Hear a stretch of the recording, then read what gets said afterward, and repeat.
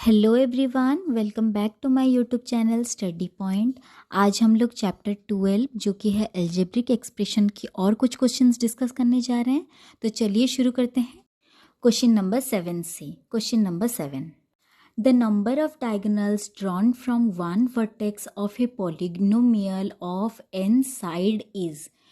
एक ही point, vertex का मतलब क्या होता है, जो कोनिकल पॉइंट होता है जहाँ पे कि दो साइड मिलते हैं, उस conical region that is vertex polynomial के एक वर्टेक्स से कितने डायगोनल बन सकते हैं, और उस पॉलिनोमियल के कितने साइड हैं, n साइड हैं।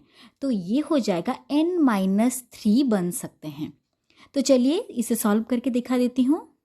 क्वेश्चन में बोला गया था the number of diagonals drawn from one vertex of a polynomial of side n is n-3, और टोटल नंबर ऑफ डायगोनल्स अगर कभी पूछा जाए तो वो होगा n इंटू n-3/2।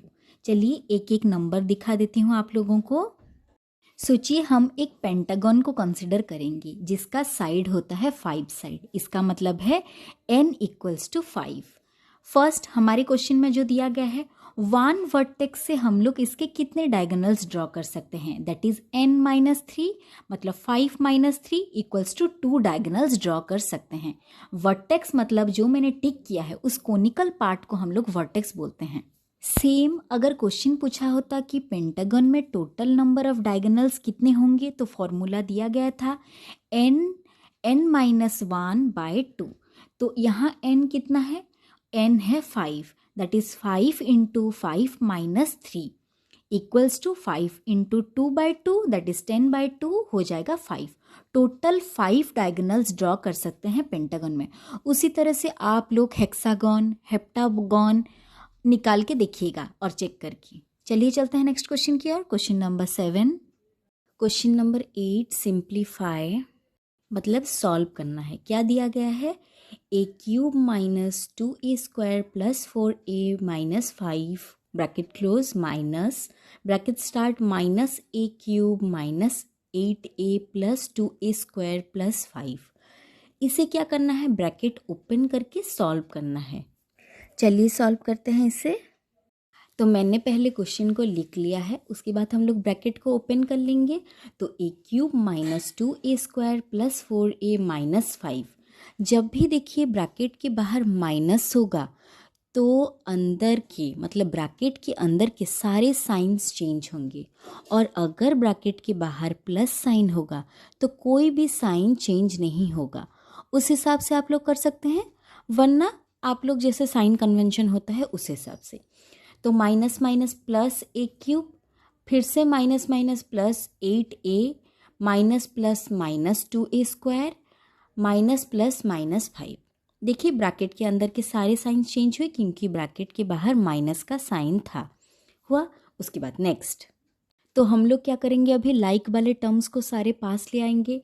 तो a³ के पास a³ minus 2a² minus 2a² plus 4a plus 8a minus 5 like terms को पास ले आइएगा।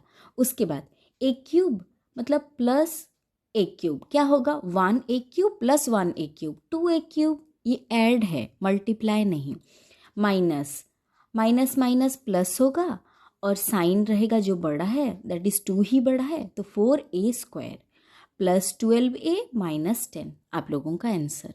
चलिए चलते हैं नेक्स्ट क्वेश्चन की ओर। Question number 9, by how much is x³ plus 2x² y minus 6xy² plus y³ less than y³ minus 3xy² plus 4x² minus x³।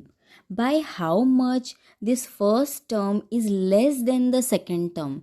तो सेकेंड टर्म से फर्स्ट टर्म को माइनस कर लेंगे, लेस देन बोला गया है इसीलिए। चलिए सॉल्व करते हैं। फर्स्ट मैंने क्वेश्चन को लिख लिया है और उसके बाद लेस देन बोला गया है इसीलिए सेकेंड टर्म आगे आ जाएगा और फर्स्ट टर्म पीछे आ जाएगा, और उसके बाद हम लोग सॉल्व करना शुरू करेंगे। पहले क्या काम है हम लोगों का, ब्रैकेट को ओपन करना है और सारे अंदर के साइंस को चेंज करना है। तो पहले ब्रैकेट को ओपन करके लिख लेंगे y³ minus 3xy² plus 4x² y minus x cube minus 2x square y plus 6xy² minus y cube. अभी लाइक टर्म्स को पास ले आएंगे, वाई क्यूब पास आ गया, माइनस एक्स क्यूब पास आ गया, minus 3xy² plus 4x² minus 2x² plus 6xy²। तो अभी देखिए y plus y cube minus y cube cancel हो गया, उसके बाद बचा minus 2x³ plus 3xy² plus 2x²y। पास लाके सॉल्व कर लेंगे। अभी बस अरेंज करके लिख लेंगे, माइनस वाले टर्म को पीछे ले आएंगे, 3xy² plus 2x² minus 2x³ answer.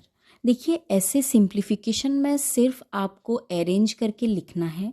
अगर ब्रैकेट है तो ब्रैकेट को ओपन करना है, लाइक टर्म्स को पास लाना है और उसके बाद धीरे धीरे आप लोग सॉल्व कर पाएंगे। चलिए चलते हैं नेक्स्ट क्वेश्चन की ओर। Question number 10 if L is equals to -1 and M is equals to 2 then the value of 4L² plus 9M² plus 2LM minus 9L²M is.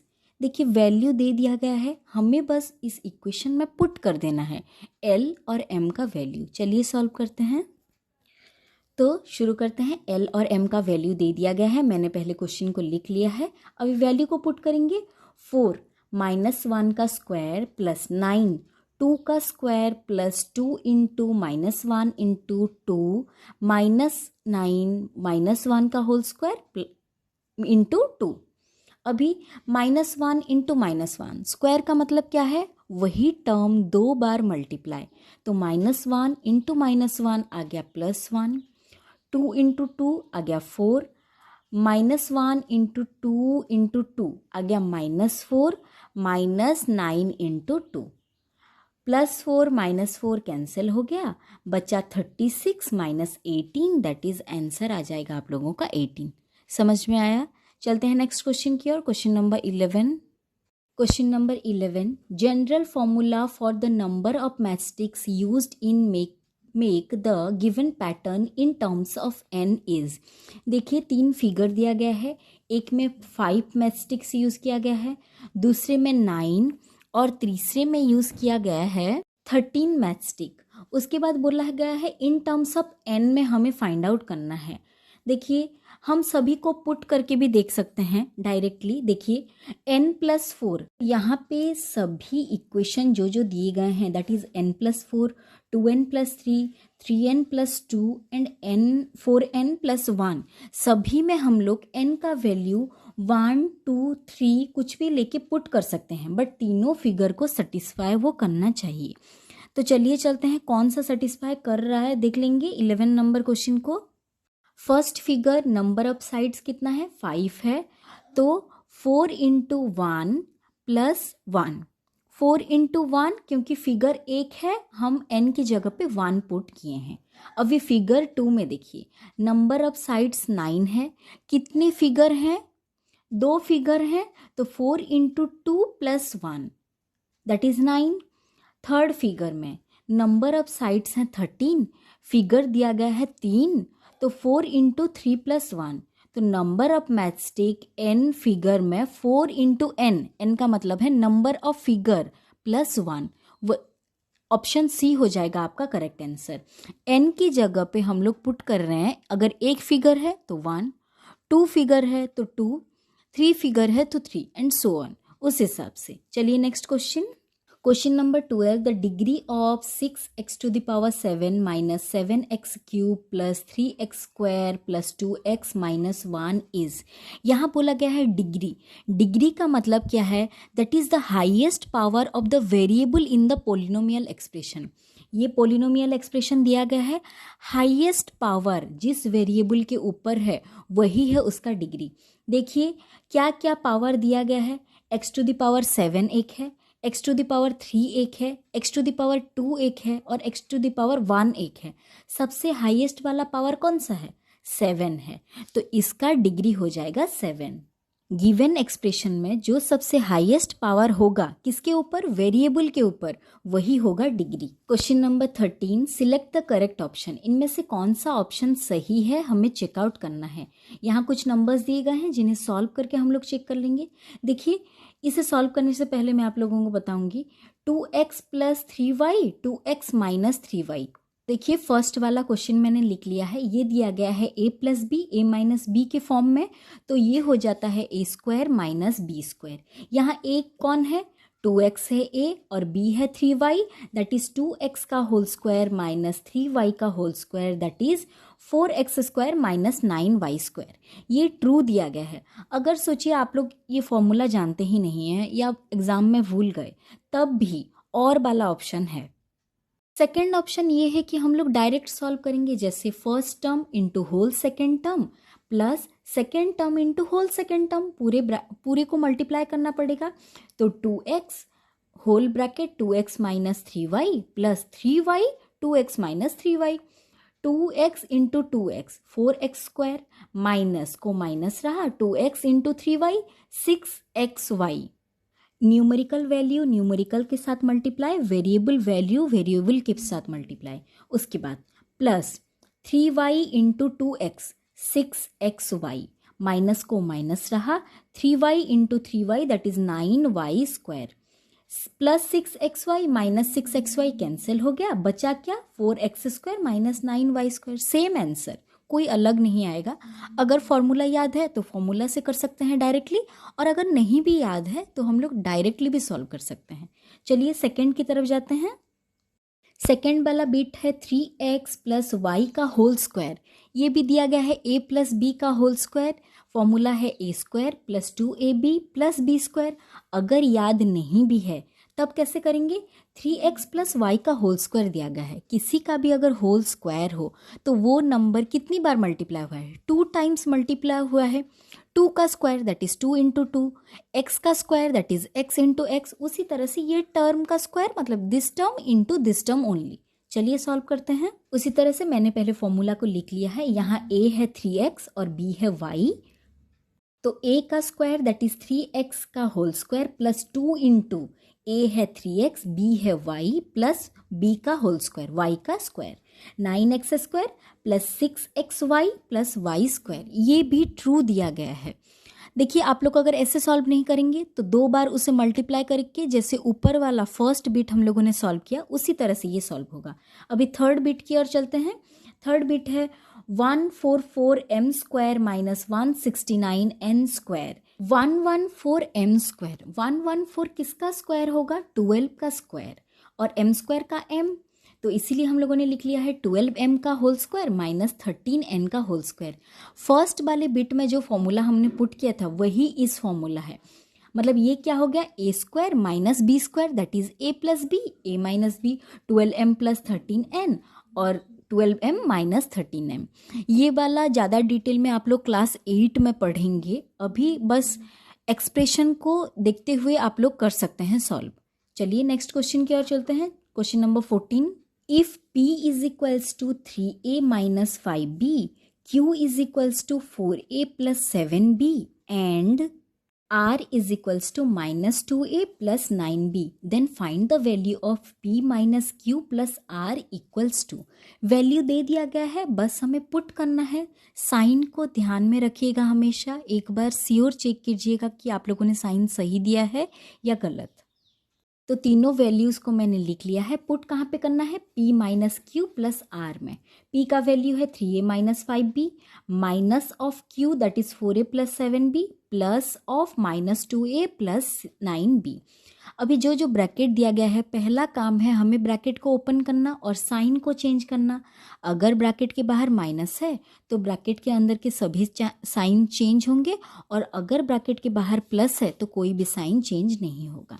तो चलिए 3a - 5b, उसके बाद -4a - 7b -2a + 9b। अभी a वाले terms को पास पास ले आएंगे और b वाले टर्म्स को पास पास। 3a - 4a -2a -5b -7b + 9b solve कर लेंगे तो बचेगा -3a - 3b आप लोगों का आंसर। चलिए चलते हैं नेक्स्ट क्वेश्चन की ओर। Question number 15, which of the following option is correct? इनमें से कौन सा ऑप्शन करेक्ट दिया गया है? देखिए ए वाला option P Q plus are by q equals to p plus r, कैसे होगा? ऐसे डायरेक्टली कैंसिल नहीं हो सकता, जब होल में एक कॉमन गया होगा तभी जाके कैंसिल हो पाएगा। तो फर्स्ट ऑप्शन इनकरेक्ट है। Second option P plus are by Q plus R that is equals to Q by R, ऐसा भी नहीं हो सकता है। Third option P Q plus P R by P S that is equals to Q plus are by S, ये हो सकता है। कैसे? देखिए P Q plus P R, इन दोनों में पी टर्म कॉमन है, नीचे भी पी टर्म है, तो पी को हम लोग कॉमन ले जाएंगे तो बचेगा क्या? फर्स्ट टर्म में पी अगर चला जाएगा तो क्यू बचेगा, और सेकेंड टर्म में पी अगर चला जाएगा तो आर बचेगा। तो वो जो कॉमन पी था नीचे और ऊपर दोनों से वो कैंसिल हो जाएगा और आंसर आपका आ जाएगा q plus r by s. Option C हो जाएगा आप लोगों का करेक्ट आंसर।